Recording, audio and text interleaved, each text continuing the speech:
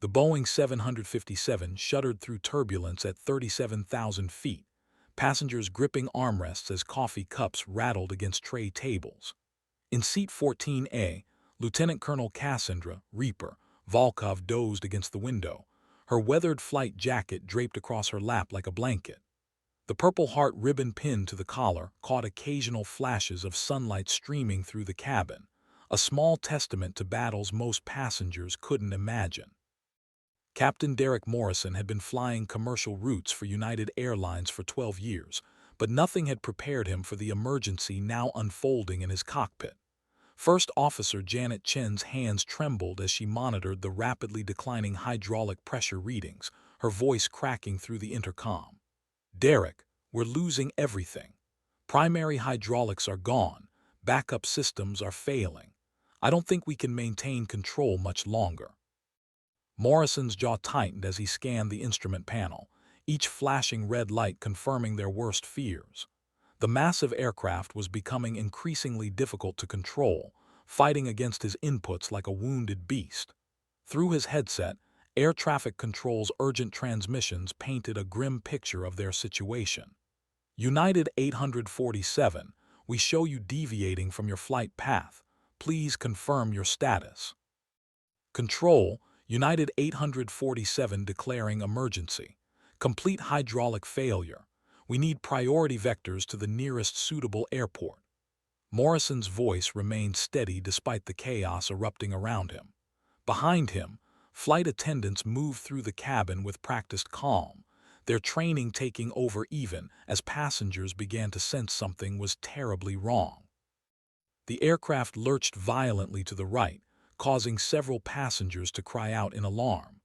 Emergency oxygen masks dropped from overhead compartments, dangling like yellow fruit in the cabin's artificial light. Morrison knew they had perhaps 20 minutes before complete system failure, maybe less. In desperation, he grabbed the intercom microphone. "Ladies and gentlemen, this is your captain. We're experiencing technical difficulties and need to make an emergency landing. I need to know if there are any military pilots aboard who might assist in this situation." Silence stretched through the cabin like a held breath.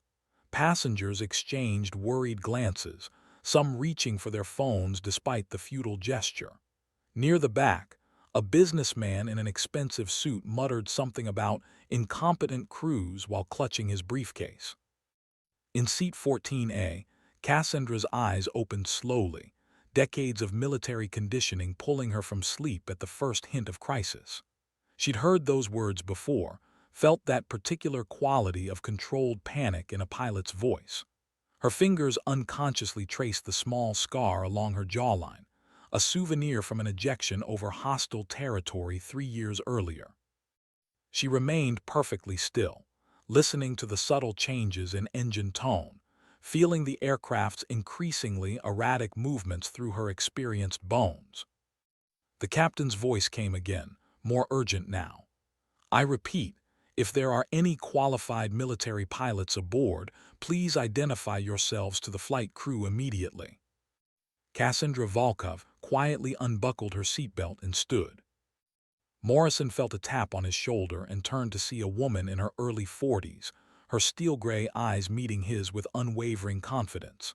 She wore civilian clothes, but everything about her posture screamed military precision. "Captain, I'm Lieutenant Colonel Cassandra Volkov, United States Air Force. I have over 3,000 hours in military aircraft, including emergency situations similar to this one." Chen's head snapped up from her instruments, relief flooding her features. "Thank God. What's your experience with commercial aircraft?" "Limited," Cassandra admitted, already studying the 757's control layout with the intensity of a chess master analyzing a critical position. "But physics are physics, and metal fatigue follows predictable patterns. What's our current situation?" Morrison quickly briefed her on their hydraulic failures while she examined the instrument panel. Her fingers moved with practiced efficiency, checking backup systems and computing alternative control methods. "You're flying on manual reversion now, essentially making this aircraft a very heavy glider with engines. The good news is we still have engine control. The bad news is landing this bird is going to require everything we've got. Through the cockpit windows, the landscape rolled beneath them, a patchwork of farmland and suburbs that seemed deceptively peaceful from their altitude. Cassandra's mind raced through contingency procedures, her military training automatically calculating angles of descent, wind patterns, and emergency landing protocols.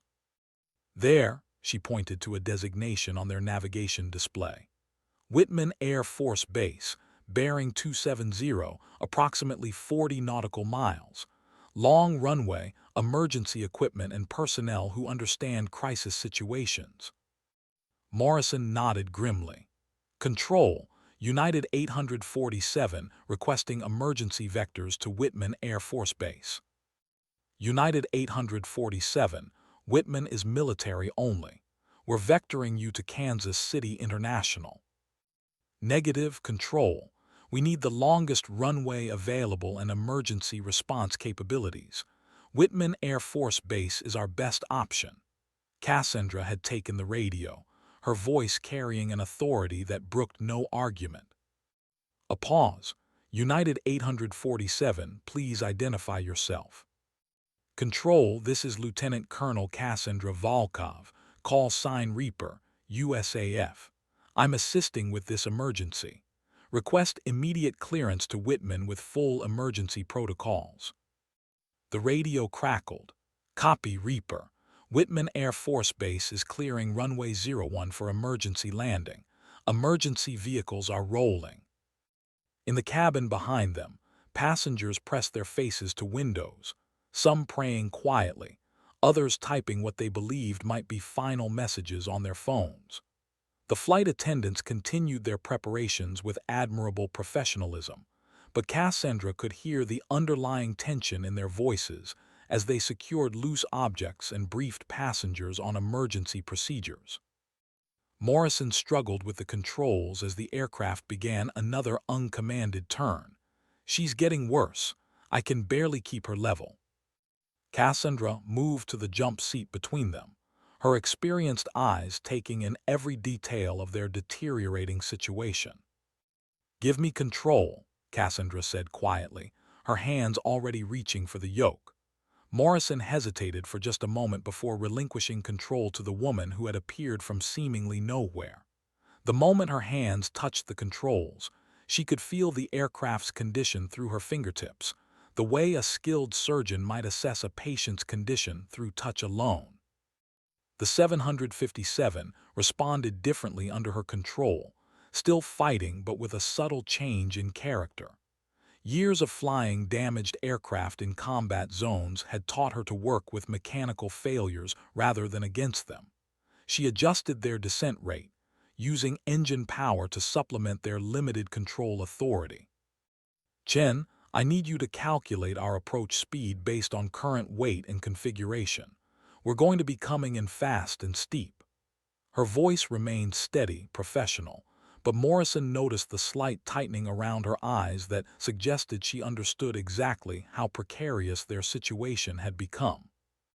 Through her headset, she could hear Whitman Air Force Base coordinating their emergency response. Fire trucks, ambulances, and crash recovery teams were positioning themselves along the runway. The base's commanding officer had cleared all non-essential personnel from the area, treating this civilian emergency with the same urgency they would show for a military aircraft. Reaper, this is Whitman Tower. We have you on radar 12 miles out. Runway 01 is clear, winds calm, emergency equipment standing by. What's your soul count? Whitman Tower, United 847 has 173 souls on board plus crew. We're configured for emergency landing. No flaps, no slats, manual reversion only. Cassandra's military training kept her report crisp and factual, even as she wrestled with controls that seemed determined to kill everyone aboard. Behind her, Morrison watched in fascination as she employed techniques he'd never seen before, using differential engine power to maintain directional control when the rudder became nearly useless. This wasn't standard commercial aviation procedure. This was combat flying adapted to civilian aircraft. 10 miles out, Chen reported. Approach speed calculated at 180 knots, significantly faster than normal landing speed. Cassandra nodded grimly. Fast approaches in damaged aircraft were nothing new to her, but never with 173 civilian lives depending on her skills. The weight of responsibility settled around her shoulders like a familiar but unwelcome coat. The runway appeared ahead, a narrow strip of concrete that seemed impossibly small from their current altitude and speed. Emergency vehicles lined both sides, their flashing lights creating a pathway of red and blue that stretched into the distance. The aircraft bucked violently as they descended through 3,000 feet, causing several passengers to scream. Cassandra's hands moved constantly on the controls, making minute adjustments to keep them aligned with the runway centerline. Sweat beaded on her forehead despite the cockpit's air conditioning, and her jaw was clenched so tightly that Morrison could see the muscles working beneath her skin. 2,000 feet, Chen called out, her voice steady now that they were committed to their approach. 1,500. The runway rushed toward them at an alarming rate, concrete and painted lines blurring together as they descended. Cassandra held her breath, waiting for the perfect moment to flare the aircraft for landing. Too early and they would stall, too late and they would slam into the runway with enough force to break apart. Now, she whispered, pulling back on the yoke with smooth, steady pressure. The impact came harder than any commercial landing Morrison had ever experienced, but the aircraft held together. They bounced once, settled back onto the runway, then began the critical phase of stopping a massive aircraft with limited control authority. Cassandra deployed thrust reversers and stood on the wheel brakes, feeling the aircraft shudder and protest as physics and engineering battled for supremacy. Emergency vehicles raced alongside them as they rolled down the runway, fire trucks keeping pace in case of explosion or fire. The aircraft gradually slowed, finally coming to rest 3/4 of the way down Whitman's longest runway. For a moment, the cockpit was silent except for the sound of cooling metal and the distant wail of approaching sirens. Morrison looked at the woman beside him with newfound respect. That was incredible. I've never seen anything like it. Cassandra's hands were still trembling slightly as she secured the engines and began shutdown procedures. Just doing my job, Captain. Let's get these people safely off your aircraft. Within minutes, emergency slides were deployed and passengers began evacuating down the inflatable chutes. Cassandra remained in the cockpit until every soul had been accounted for, her military training demanding she be the last to leave. Outside, medics attended to passengers who had suffered minor injuries during the rough landing, but remarkably, no one had been seriously hurt. As she finally walked down the aisle of the empty aircraft, Cassandra noticed something that made her pause. Scattered throughout the cabin were small personal items that passengers had dropped in their haste to evacuate. Reading glasses, a child's stuffed animal, a woman's wedding ring. These simple objects seemed to represent the lives she had helped save, ordinary people going about their daily business who had suddenly found themselves dependent on her skills. At the bottom of the emergency slide, a crowd had gathered. Passengers, many still shaking from their ordeal, broke into spontaneous applause when they saw her emerge.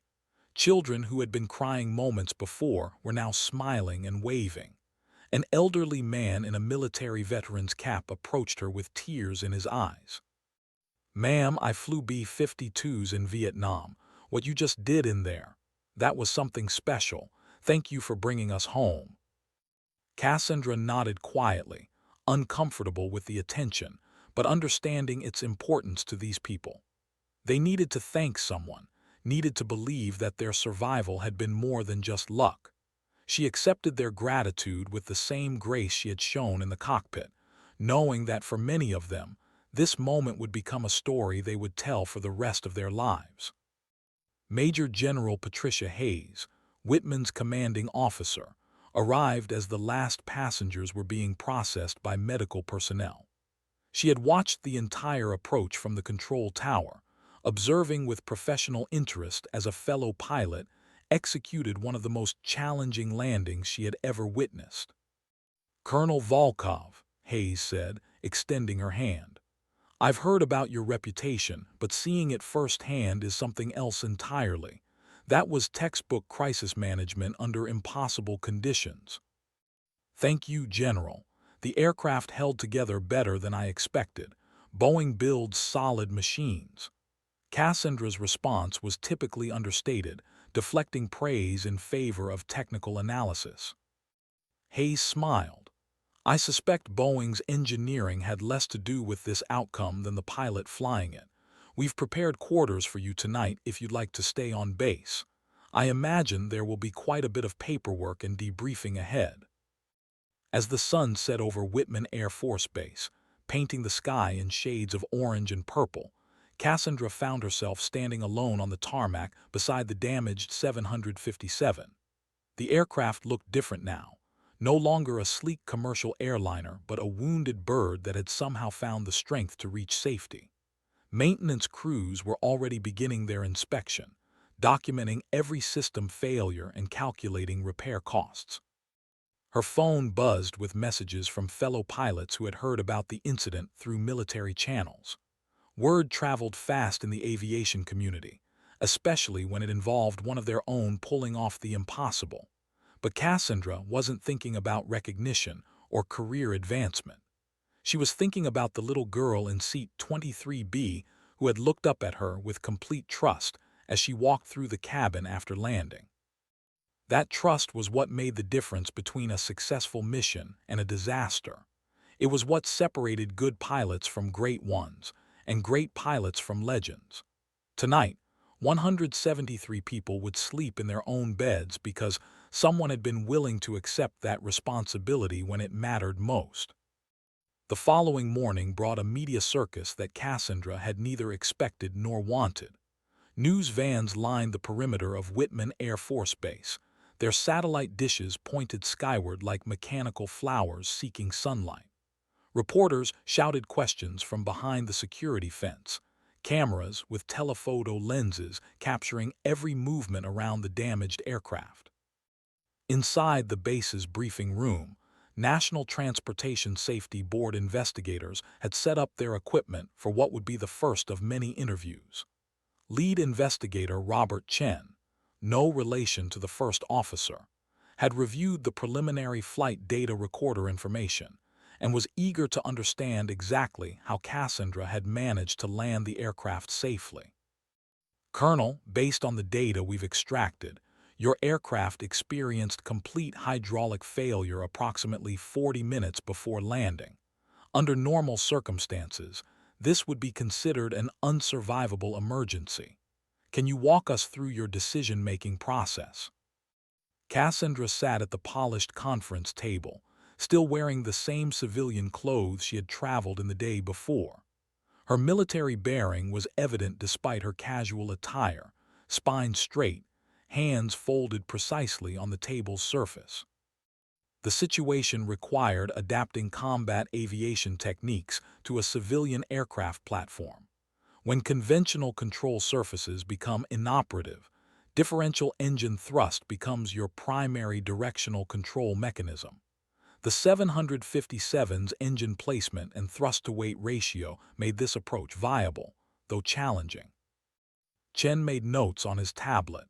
"You chose Whitman Air Force Base over Kansas City International, which was closer and had longer runways. Can you explain that decision?" Military installations have emergency response capabilities specifically designed for aircraft incidents. Fire suppression systems, medical facilities, and personnel trained in crisis management. Given our control limitations, I wanted every possible advantage.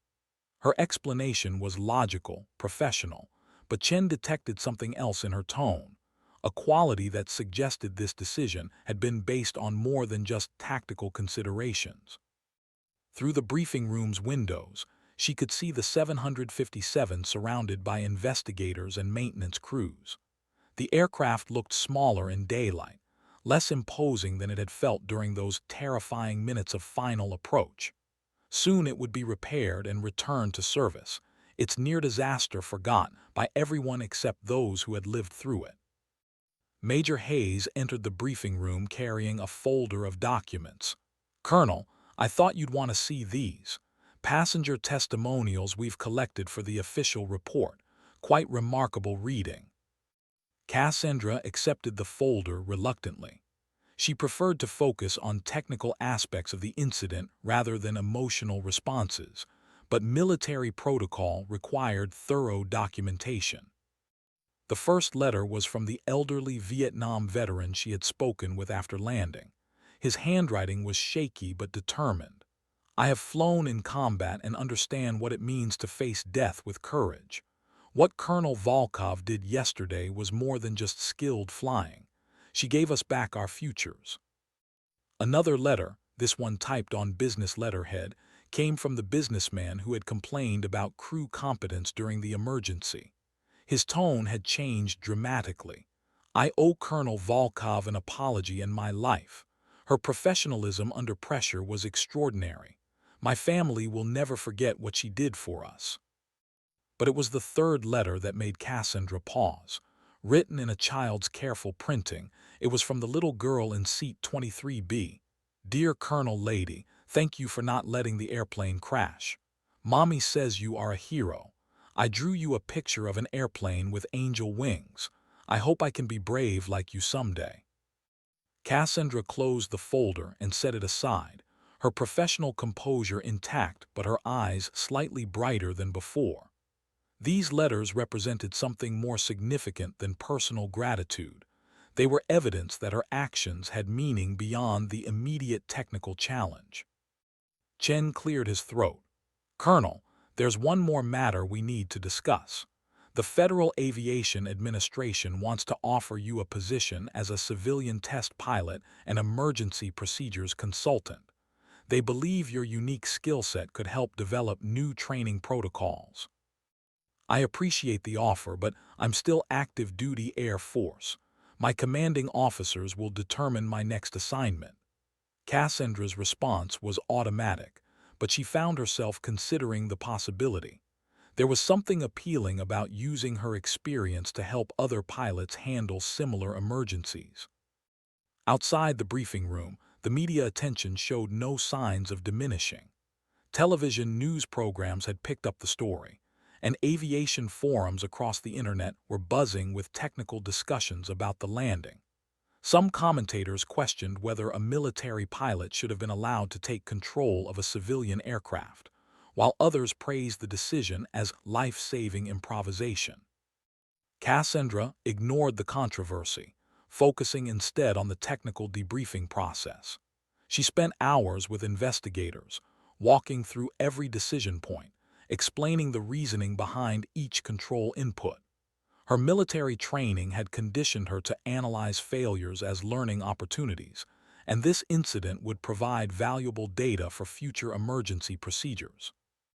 As the afternoon wore on, she began to understand that this event would define her career in ways she hadn't anticipated.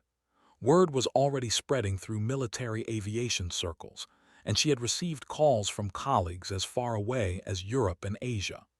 The aviation community was small and tightly knit. News of extraordinary performance traveled fast. General Hayes found her in the base's officer club that evening, sitting alone at a table near the window that overlooked the flight line.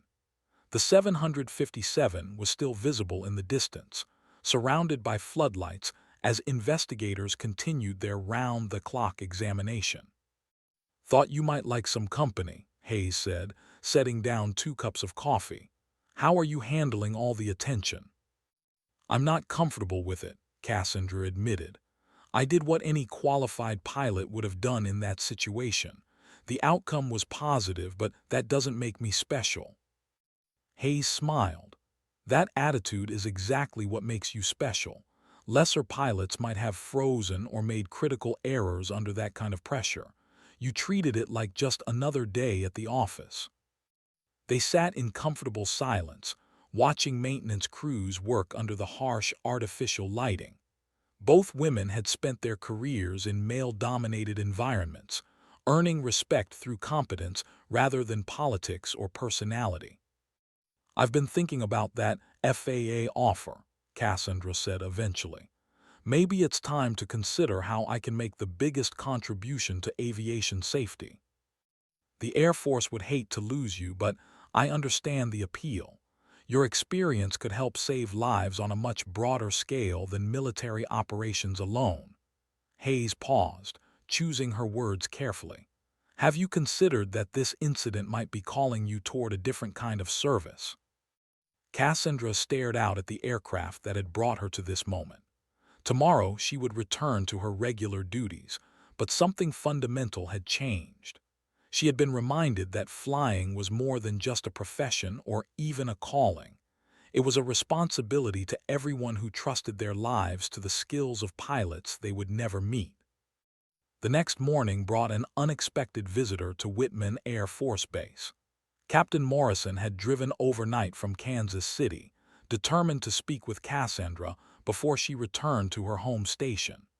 Base security escorted him to the officers' club, where she was finishing breakfast and reading technical reports from the investigation. "Colonel Volkov," he said, approaching her table with obvious nervousness. "I hope I'm not intruding. I wanted to thank you personally before you left." Cassandra gestured to an empty chair. "Please sit, and call me Cassandra. We're not in a military environment." Morrison settled into the chair, still clearly awed by the woman who had saved his aircraft and career. "I've been flying for 22 years, military and commercial combined. What you did yesterday, I've never seen anything like it. The way you handled that aircraft, it was like you were communicating with it." "Every aircraft has its own personality," Cassandra replied. "Military training teaches you to adapt to different platforms quickly. Your 757 was well-maintained and structurally sound. That made the difference. The passengers have been asking about you. They want to send letters, organize some kind of recognition. I told them I'd try to get contact information." Morrison seemed genuinely puzzled by her reluctance to accept credit. Cassandra considered his request. "Tell them their safe arrival was thanks enough. I was simply in the right place with the right skills when circumstances required it." But Morrison wasn't satisfied with her deflection. "Ma'am, with respect, what you did was heroic. Those people deserve the chance to express their gratitude." "Hero is a word that gets thrown around too easily," Cassandra said quietly. "Real heroes are people who make sacrifices for others when no one is watching. What I did was apply my training to an emergency situation. Any qualified pilot would have done the same." Morrison shook his head. "Any qualified pilot would have tried. Not many would have succeeded. There's a difference between having the skills and having the judgment to use them under that kind of pressure." Their conversation was interrupted by the arrival of a young captain from the base's public affairs office. "Ma'am, I'm sorry to disturb you, but there's a situation developing outside the main gate. The media presence has grown significantly overnight, and they're requesting interviews." Cassandra sighed. She had hoped to leave Whitman quietly, returning to her regular duties without further attention. But she was beginning to understand that this incident had taken on a life of its own. "Tell them I'm not available for interviews," she said. "Refer all questions to the NTSB investigation team." The captain looked uncomfortable. "Ma'am, some of the reporters are becoming quite persistent. There are also family members of passengers who have driven here hopping to meet you." Morrison leaned forward. "The families are the ones who really matter. They need to see you, need to know that their loved ones were saved by someone who cares about what happened to them." Cassandra looked out the window toward the main gate, where she could see a growing crowd of vehicles and people. Among the news vans and reporters, she spotted ordinary cars and pickup trucks, the families Morrison had mentioned. These weren't media professionals looking for a story. They were people whose lives had been fundamentally changed by yesterday's events. "All right," she said finally. 5 minutes with the families. No media, no formal interviews. Just a chance for them to say whatever they need to say. The impromptu meeting took place in a hangar near the base's main gate, with military security carefully screening attendees to ensure only actual passengers and family members were admitted. About 30 people gathered in the cavernous space, their voices echoing off metal walls and concrete floors. Among them was the little girl who had written the letter, holding tightly to her mother's hand and clutching a drawing of an airplane with angel wings. The elderly veteran stood near the front, his military bearing evident despite his civilian clothes. The businessman who had complained during the flight approached hesitantly, clearly uncomfortable but determined to speak. Cassandra stood before them in her military uniform, having changed from civilian clothes as a mark of respect for the occasion. She had pinned her ribbons and decorations to her chest, not from vanity, but because these people deserved to know they had been saved by someone who understood the weight of responsibility. "Ladies and gentlemen," she began, her voice carrying clearly through the hangar, "I want you to know that what happened yesterday was not about individual heroism. It was about teamwork, training, and the collective efforts of many professionals who worked together to bring you home safely." The businessman stepped forward. "Ma'am, I owe you an apology. During the emergency, I said some things about the crew that were inappropriate and wrong.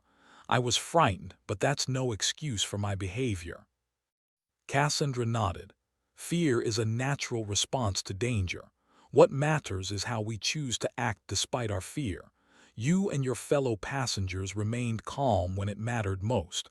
That made our job possible." The little girl tugged at her mother's sleeve, whispering urgently. Her mother smiled and nudged her forward. "Colonel, my daughter has something she wants to give you." The child approached shyly, extending her drawing toward Cassandra. "I made this for you. Mommy says you're an angel pilot."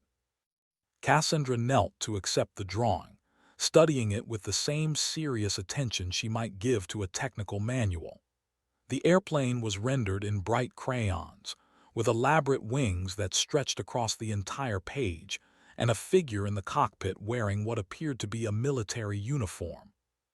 "This is beautiful," she said softly. "What's your name?" "Emily, I'm 7 years old. Are you really a fighter pilot?" "I am. I fly different kinds of airplanes for the Air Force. Maybe someday you'll be a pilot too." Emily's eyes widened. "Can girls really be fighter pilots?" "Girls can be anything they're brave enough to work for," Cassandra replied. "The most important thing is never giving up, even when things seem impossible." The elderly veteran approached next, moving with the careful dignity of someone whose body bore the accumulated weight of decades and conflict.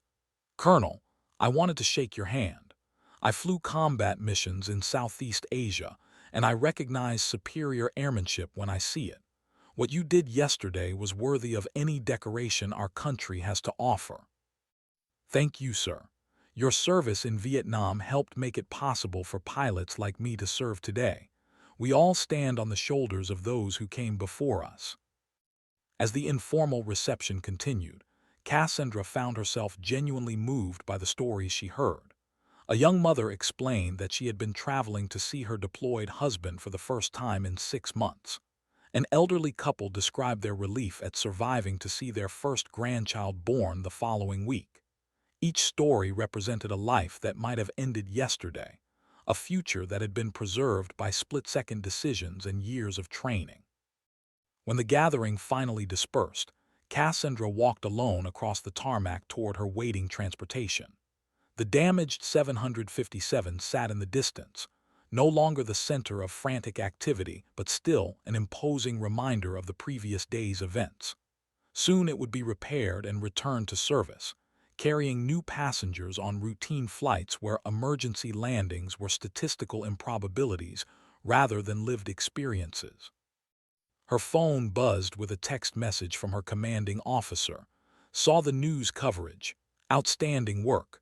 Report for debriefing Monday 800. Proud to have you in our unit.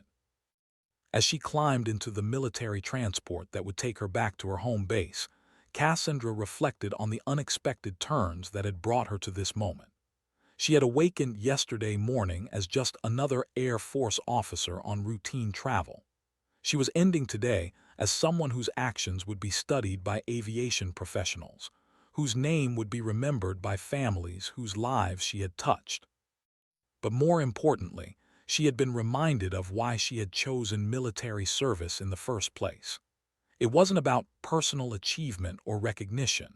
It was about being ready when others needed her skills, about accepting responsibility for outcomes that extended far beyond her own welfare.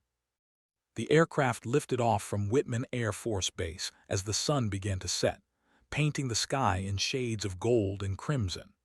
Below, the lights of small towns and cities sparkled like terrestrial constellations, each one representing communities of people going about their daily lives, most of them unaware of the drama that had played out in the skies above them just 24 hours earlier. Cassandra Volkov settled back in her seat and closed her eyes, but sleep wouldn't come easily. She knew that tomorrow would bring new challenges, new responsibilities, and quite possibly new opportunities to make a difference in ways she couldn't yet imagine.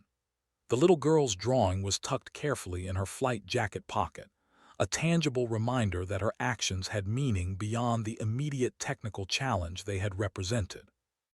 In aviation circles, the story of United Flight 847 would become legendary, studied in flight schools and discussed in pilot lounges around the world. But for Cassandra, it would always be about Emily's drawing, the veteran's handshake, and the 171 other people who had trusted her to bring them safely home. That trust was both humbling and inspiring, a reminder that true service meant being ready for moments when everything depended on doing the right thing under impossible circumstances. The transport aircraft climbed through the evening sky, carrying her back to whatever challenges awaited. But she carried with her something more valuable than recognition or career advancement. The knowledge that, when the moment had demanded everything she had learned and trained for throughout her military career, she had been ready. And that readiness had made all the difference between tragedy and triumph, between loss and homecoming, between despair and hope.